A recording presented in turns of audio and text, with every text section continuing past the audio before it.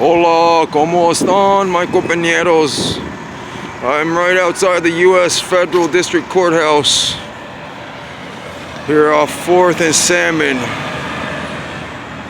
Here's where the elk statue was standing, and then the replacement was standing there as well. This is where the sidewalk had been occupied for upwards of 3 or 4 months. The leaves seemed to cover a majority of the trash, but as I was walking this way, I could smell something. And the leaves, like I said, have fallen, but you still see the graffiti and you still see what's left, the aftermath. Then you got people similar like that actually feel as if what was done here is beneficial to anybody, when it's really just been a waste of a lot of money and a waste of a beautiful piece of art. You know, just because you want to make your own art doesn't mean you have to destroy somebody else's art, in my personal humble opinion. But this is what is left for now. I think the temperatures have been dropping below freezing, or close to it, as of late. And so it's very difficult to find housing that's suitable of sustaining oneself during that period of time at night, because when it's like 3 o'clock in the morning and you stop moving, man, you get so cold. So cold. They always say silence is violence, but if I say silence is violence, then this is the most violent place in the United States, or second most, because it is the second highest incidence of child sex trafficking in the United States occurs here in Portland, Oregon. The second highest in any city of the United States. So children are where we should really stop and focus our attention.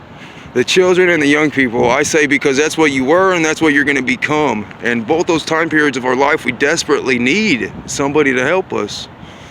This is what is left over of the organized campsite. There's also a campsite off in the back, but this has been the one that has prominently displayed the BLM signage and has been most prominently protesting for upwards of 150 days. 150 days.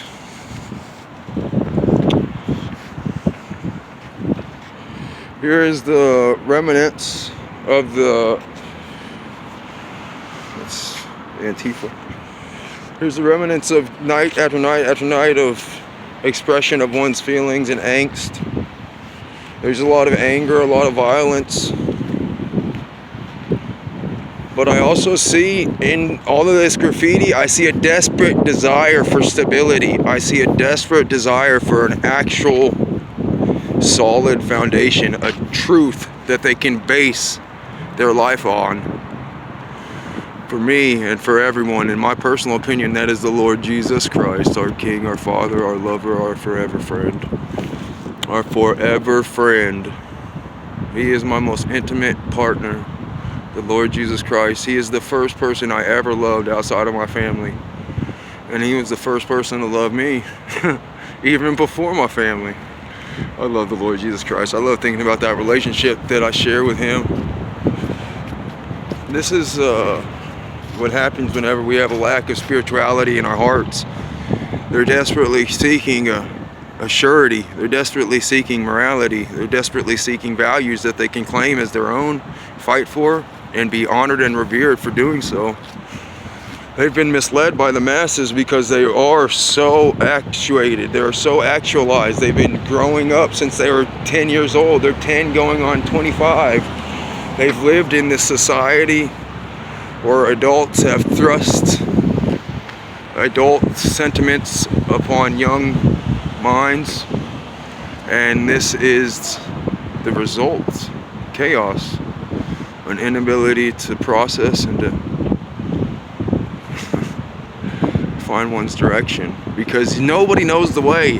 We all have to ask somebody the way. We all have to, hey, do you know the way? And we all have to ask somebody. We're not born knowing the way. We need one another desperately. Please pray for Portland, Oregon. Pray for the Northwest. I was intending on doing a video about the Confucius Institute, which is located at Portland State University, but the International Student Center is closed to the public currently. So that's something that I'm going to be looking into, the Confucius Institute and as well as the United Front. I know that back in the 1960s they had what was referred to as the Black United Front, and I'm not sure if it's correlated, but I would hate to see my family, my brothers, my kin be misled by an enemy foreign government. We are family, and we've always been at the table. That's the metaphor I like to use. We've always been at the table. We've always been cracking jokes, laughing, trying each other's dishes, having fun. And it's like some sneaky rodent snuck up and told our friend that we said something bad about him. And we didn't say anything bad about him. And then that's what they think. They got a little birdie in their ear.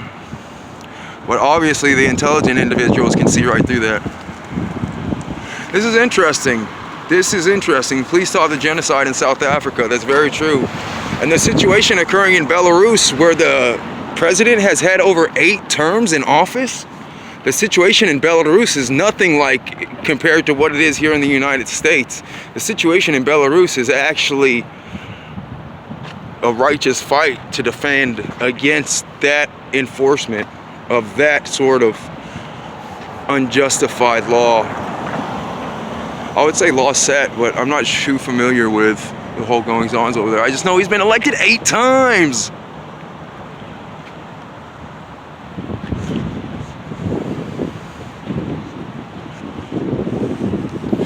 Biden, Harris, BLM. Electable and not racist.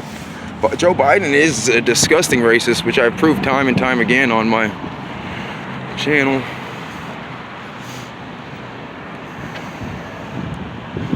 As I said, this is Portland, Oregon, right outside the U.S. Federal District Courthouse. It has been under siege for upwards of 150 days. And currently it appears as if the large mass gathering has finally cleared out. There are still remnants.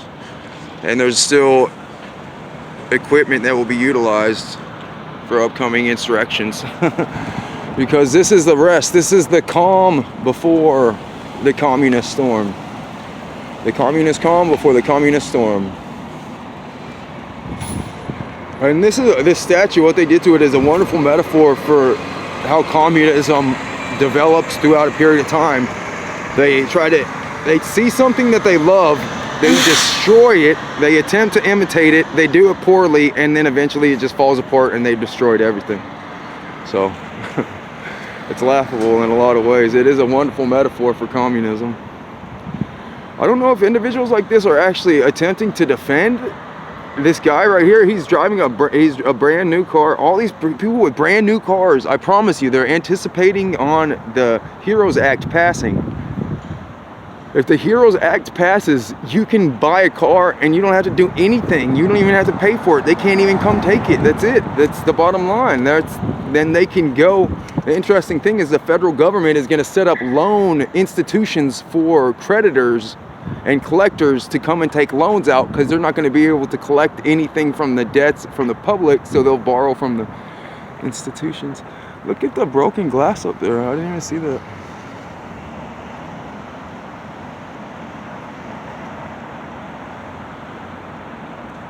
Those are all broken.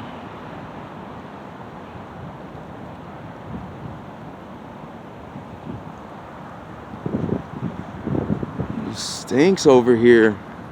Something over there smells really bad and it stinks. He's wafting over in my AO.